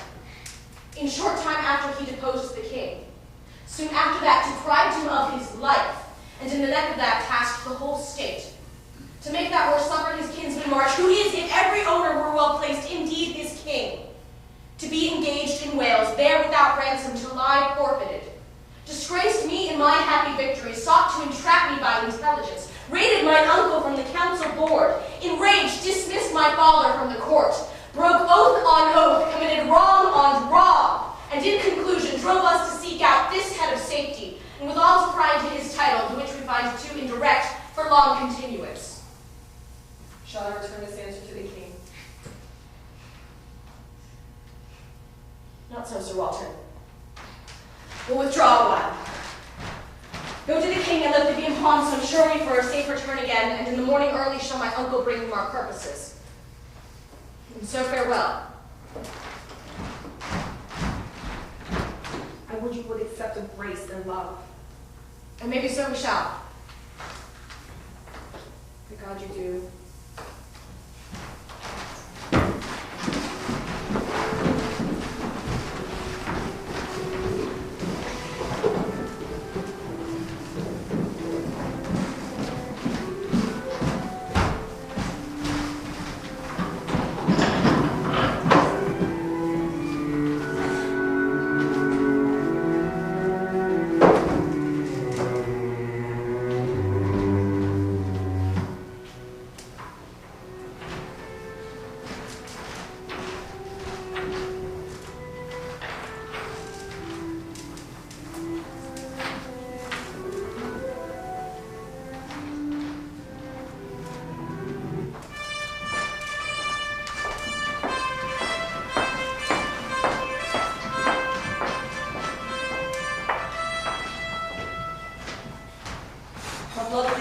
begins to shine over the unholy hill. The day looks pale at his distemperature. The southern wind doth play the trumpet to his purposes, and by his hollow whistling in the leaves foretells a tempest in the blustering day. And with the losers let it sympathize, where nothing can seem foul to those that win.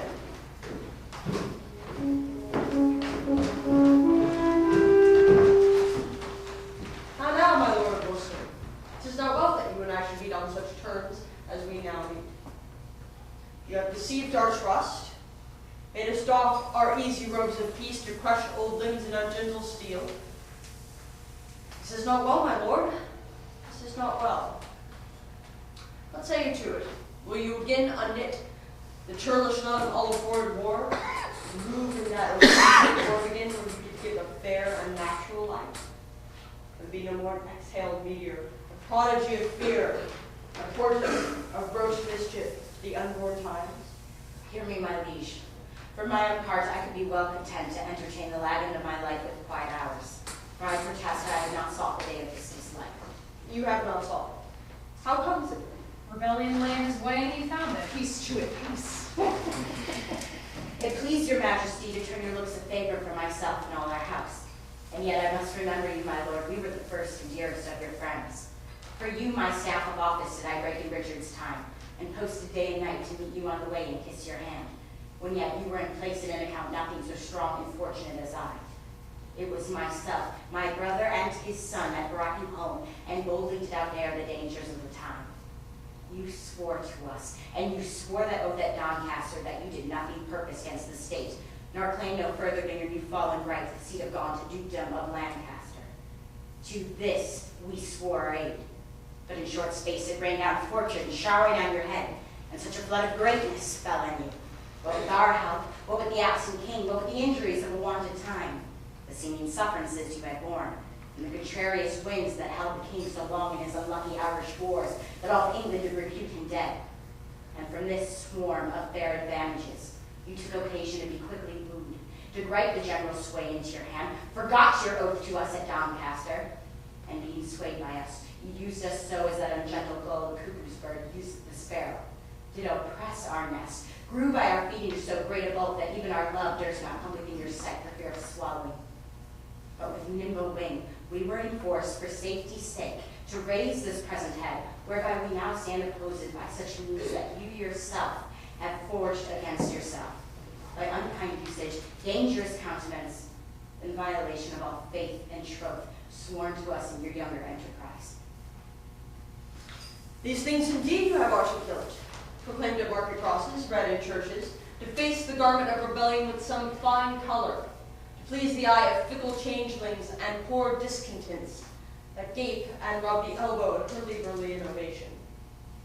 And never did insurrection want such watercolors to paint its cause, nor such moody beggars starving for a time of pell-mell havoc and confusion. In both your armies, there is many a soul shall pay full dearly for this encounter if once they join in trial. Tell your nephew, the Prince of Wales doth join with all the world in praise of Henry Percy. By my hopes this present enterprise set off his head, I do not think a braver gentleman, more active, valiant, and more valiant young, more daring, or more bold is now alive to grace this latter age with noble deeds. For my part, I may speak it to my shame, I have a truant been to chivalry, and so I hear he doth account me too. Yet this before my father's majesty, I am content that he shall take the odds of his great name and estimation, and will, to save the blood on either side, try fortune with him in single fight. And Prince of Wales so dare we venture thee, albeit considerations infinite to make against her. No, good Worcester, no. We love our people well, even those we love that are besought upon your cousin's part. Will they take the offer of our grace? He, and they, and you, yea, every man, shall be my friend again, and I'll be his. So tell your cousin, and send me word what he will do. But if he will not yield, rebuke and dire correction wait on us, and they shall do their office. So be gone. We will not now be troubled with reply. The offer fair, it is by us.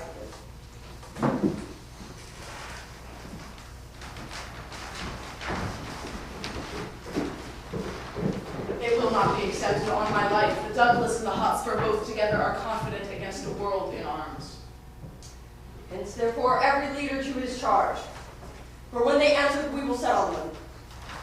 And God befriend us as our cause is just.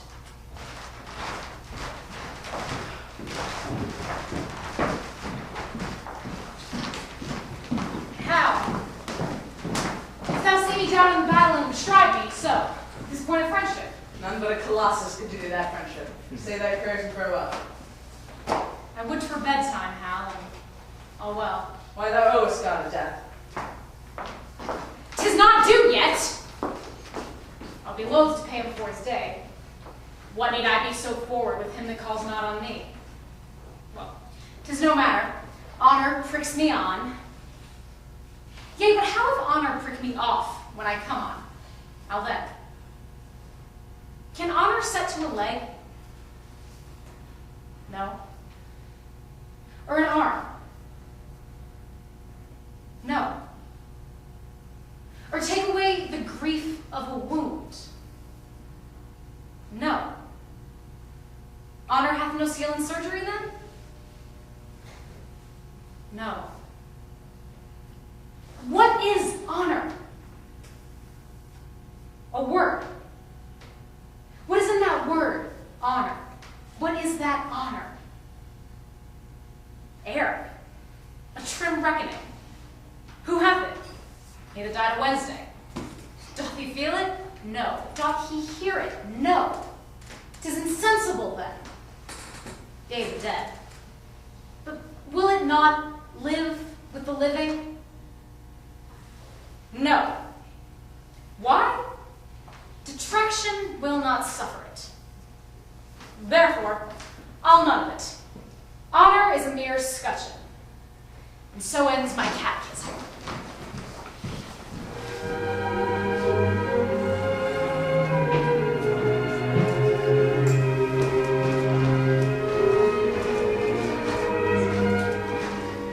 Oh no, my nephew must not know, Sir Richard, the liberal and kind offering of the king. Twere best he did. Then are we all undone. It is not possible, it cannot be the king should keep his word in loving us. He will suspect us still, and find a time to punish this offense and other faults. Supposition all our lives shall be stuck full of eyes. For treason is but trusted like the fox. We never so tamed, so cherished, and locked up all the wild trick of his ancestors. Look how we can, or sad or merrily. Interpretation will misquote our looks. We shall feed like oxen at a stall, the better chair still near death. My nephew's trespass may be well forgot. It hath the excuse of youth and heat of blood, and an adopted name of privilege, a harebrained Hotspur governed by a spleen. All his offenses live upon my head and on his father's. We did train him on, and his corruption being taken from us, he as the spring of all shall pay for all. Therefore, good cousin, let not Harry know in any case the offering of the king. Deliver what you will, I'll say to so. Here comes your cousin. My uncle is returned. Deliver up my lord of Westmoreland. Uncle, what news? The king will bid you battle presently. Defy him by the Lord of Westmoreland. Lord Douglas, go you and tell him so. Marion shall, and very willingly. There is no seaweed mercy in the king. Did you beg him? God forbid. I told him gently of our grievances, of his oath breaking, which he amended thus. By now forswearing that he is forsworn. He calls us rebels, traitors, and will scourge with haughty arms this hateful name in us.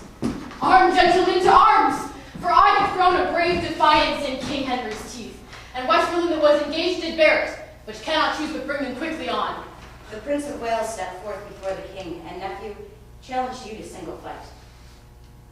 Would the quarrel lay upon our heads, and that no man might draw short breath today but I and Harry Monmouth. Tell me, how showed his Tascians he didn't contempt? No, by my soul.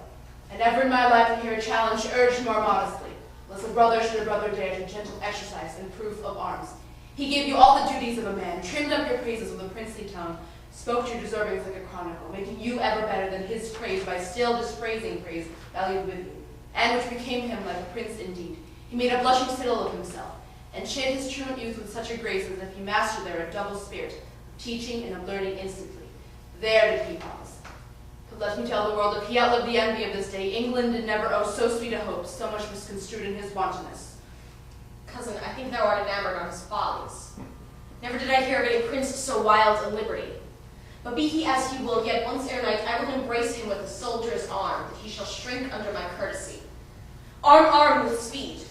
And fellows, soldiers, friends, better consider what you have to do than I, that have not well the gift of tongue, and lift your blood up with persuasion. My lord, your letters read. I cannot read them now. Oh, gentlemen, the time of life is short. To spend that shortness basely were too long if life did ride upon a dial's point, still ending at the arrival of an hour. And if we live to tread on kings.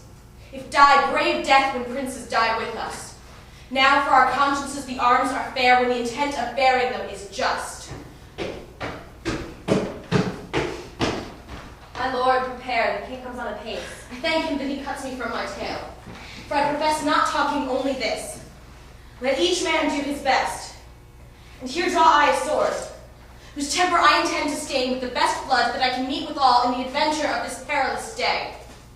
Now, Esperance, Percy, and set on. Sound all the lofty instruments of war. And by that music, let us all embrace. For heaven to earth, some of us never shall a second time do such a courtesy.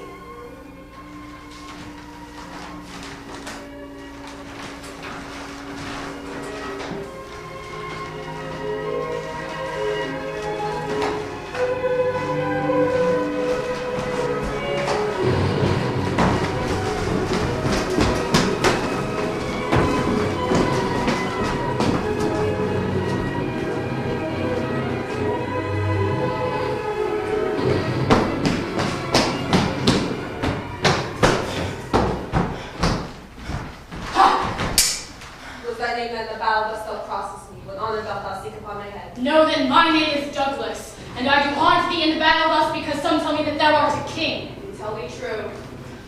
The Lord of Stafford dear today hath fought thy likeness, for instead of thee, King Henry, this sword hath ended him. So shall it be, unless thou yield thee as my prisoner. Was not born a yielder, thou proud Scot, and thou shalt find a king that will venture on Stafford's death.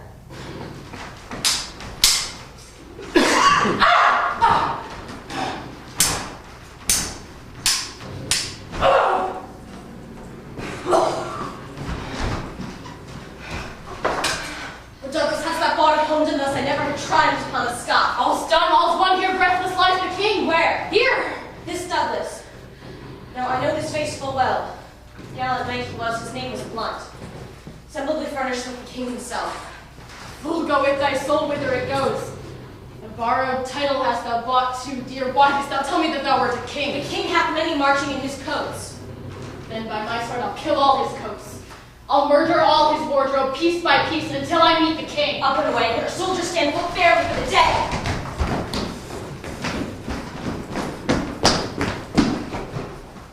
Though I could escape shot free in London, yet I fear the shot here. Here there's no smarting upon the paint.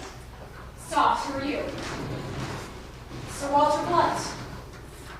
There's honor for you. Here's no vanity. I am as hot as molten lead and as heavy too. God keep lead out of me. I need no more weight than my own bowels. I've led my ragamuffins where they are peppered. There's not 3 of my 150 left alive, and there's the Townsend to beg for life. What? Standst thou idle here? Lend me thy sword. Many a nobleman lies stark and stiff under the hooves of vaunting enemies whose deaths are yet unrevenged. I prithee lend me thy sword. Oh, how I for thee, give me at least to breathe a while. Turk Gregory have not done such deeds in arms this day as I have done. I've paid Percy. I've made him sure. He is indeed and living to kill thee. I prithee lend me thy sword. Nay, before God, Hal, let Percy be alive, thou gets not my sword. But take my pistol if thou wilt. Give it to me. What, is it in the case? Aye, 'tis hot. There's that little sack a-sitting. What, is it a time to jest and dally now? Well, if Percy be alive, I'll pierce him. If you do come in my way, so.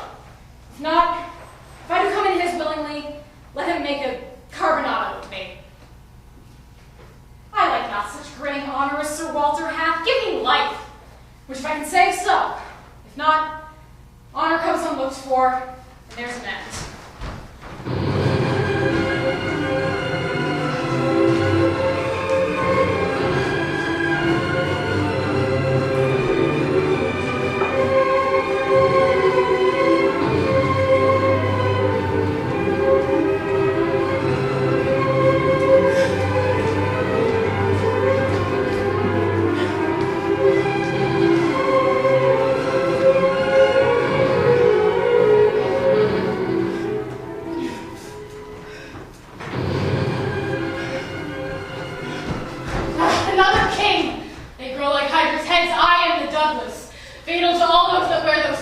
on them.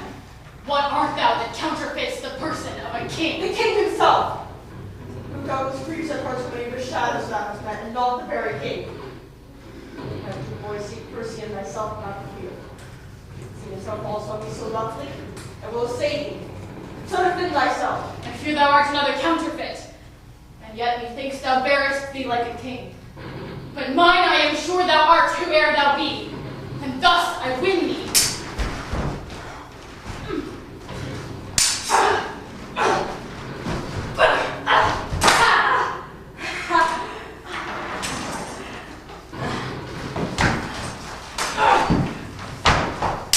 Hold up thy head, vile scholar, thou art like never to hold it up again. The spirits of valiant Shirley, Stafford, Blunt are in my arms. It is the Prince of Wales who threatens thee, who never promiseth that he intends to pay.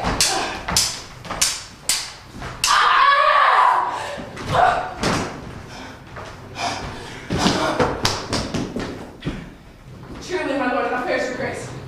Sir Nicholas Gossie hath for supper sent, and so with Clifton, all to Clifton straight. Say, read a while. Thou hast redeemed thy lost opinion. I chose not make some tinder of my life, and this fair rescue thou hast brought me. Oh God, they did me too much injury that ever said I hearkened for your death. If it were so, I should have let alone the insulting hand of Douglas over you, which would have been as speedy in your end as all the poisonous potions in the world and saved the treacherous labor of your son. Make up to Clifton, older Sir Nicholas Gossie. I mistake not, thou art Harry Monmouth. Thou speaks as if I would deny my name. My name is Harry Percy. Why then I see a very valiant rebel of the name. I am the Prince of Wales, and think not, Percy, to share with me glory any more. Two stars keep not their motion in one sphere, nor can one England brook a double reign of Harry Percy and the Prince of Wales. Nor shall it, Harry, for the hour is come to end the one of us. To God thine honor and theirs as great as mine. I'll make it greater ere I part from thee, and all the budding honors on my crest I'll crop to make a garland for my head. You no longer brook thy vanities.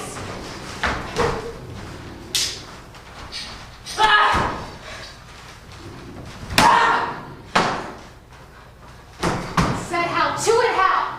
You should find no boys play here, I can tell you.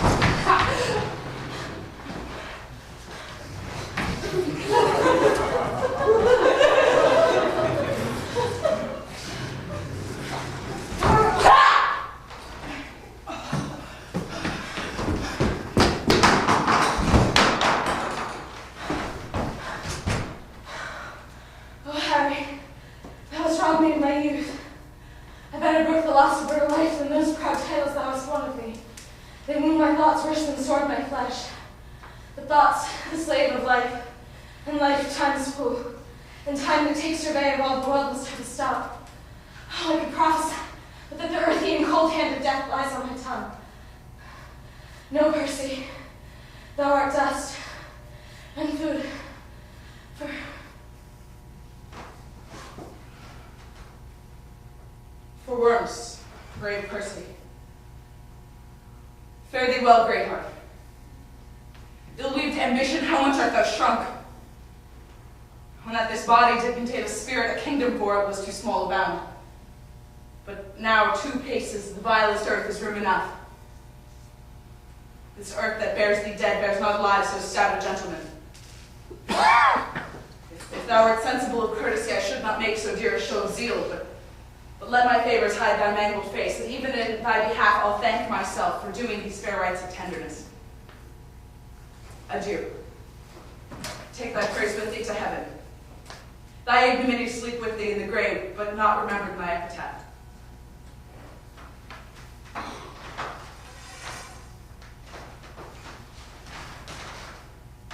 What? Old acquaintance? Could not all this flesh keep in a little life? Poor Jack, farewell. I could have better spared a better man. Oh, I should have a heavy miss of thee if I were much in love with vanity. Death hath not struck so fat a deer today, though many dearer in this bloody fray. In bowels will I see thee by and by. Till then in blood by noble Percy lie. Emboweled? I give you leave to powder me and eat me too tomorrow. Slut, 'twas time to counterfeit, or that hot Termian Scot had paid me Scot and lot too. Counterfeit. I lie, I am no counterfeit. To die is to be a counterfeit, for he is but the counterfeit of a man that hath not the life of a man. But to counterfeit dying, when a man thereby liveth, is to be no counterfeit, but the true and perfect image of life itself. The better part of valor is discretion, in the which better part I have saved my life. Zoons, I am afraid of this gunpowder Percy, though he be dead. How if he should counterfeit too and rise. By my faith, I'm afraid he would prove the better counterfeit. Therefore, I'll make him sure. Yea, and I'll swear I killed him. Why may not he rise as well as I? Nothing confutes me but eyes, and nobody sees me. Therefore, Sirrah,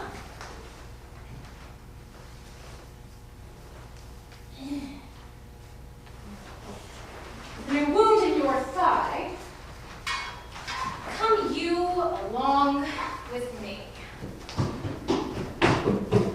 Thou, brother John, full bravely hast thou fleshed thy maiden sword. But soft, what have we here? Did you not tell me this fat man was dead? I did. I saw him dead, reckless and bleeding from the ground. Did it fantasy that plays upon our eyesight? Speak. We will not trust our eyes without our ears. Thou art not what thou seemst. No, that's certain. I'm not a double man. But if I be not Jack Falstaff, then am I a Jack. Here's Percy. If your father will do me any honor, so. If not, let him kill the next Percy himself. I look to be either Earl or Duke, I can assure you. Why, Percy, I killed myself and saw thee dead. Didst thou? Oh, Lord, how this world is given to lying. I grant you, I was down and out of breath, and so was he, but we rose both in an instant and fought a long hour by Shrewsbury Bog. I'll take it upon my death I gave him this wound in the thigh. Zoos, if the man were alive and would deny it, I would make him me a piece of my sword. This is the strangest story that ever I heard. This is the strangest fellow, brother John. Come, bear thy luggage nobly on thy back. For my part, while I may do thee grace, I'll gild it with the happiest terms I have. Come, the trumpet sounds retreat, the day is ours. Let's to the highest of the field and see what friends are living who are dead. I'll follow. As they say, a reward. He that rewards me, God reward him. If I do grow great, I'll grow less. For I'll purge and leave sack and live cleanly, as a nobleman should do.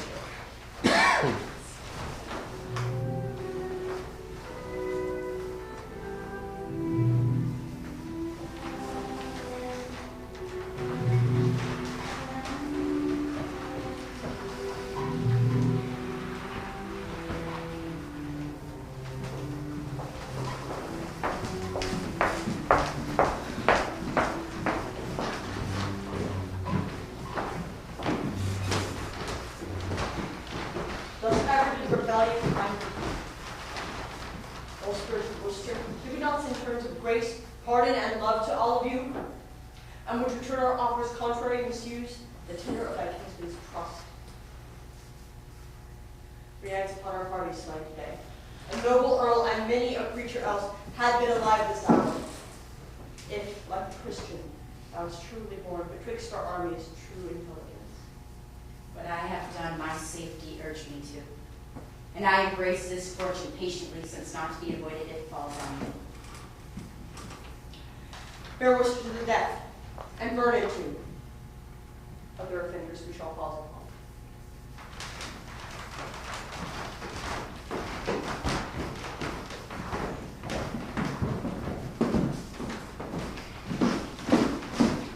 How goes the field? The noble Scot, Lord Douglas, when he saw the fortune of the day, quite turned from him. The noble Percy slain and all his men upon the foot of fear fled with the rest. And falling from a hill, he was so bruised that the pursuers took him. At my tent the Douglas is, and I do beseech your grace I may dispose of him. With all my heart. And to you, brother John of Lancaster, this honorable bounty shall belong. Go to the Douglas, deliver him unto his pleasure, ransomless and free. His valors shown upon our crests today have taught us how to cherish such high deeds, even in the bosom of our adversaries. I thank your grace for this high courtesy, which I shall give away immediately. Then this remains that we divide our power. You, son John, and my cousin Westerland, towards York shall bid you with your speediest means. Meet with Northumberland and the prelate Scroope. Myself and you, son Harry, go towards Wales. To fight for Glendower and the Earl of March. Rebellion in this land shall lose its sway, meeting the check of such another day. And as this business so fair is done, let us not leave till all our own be won.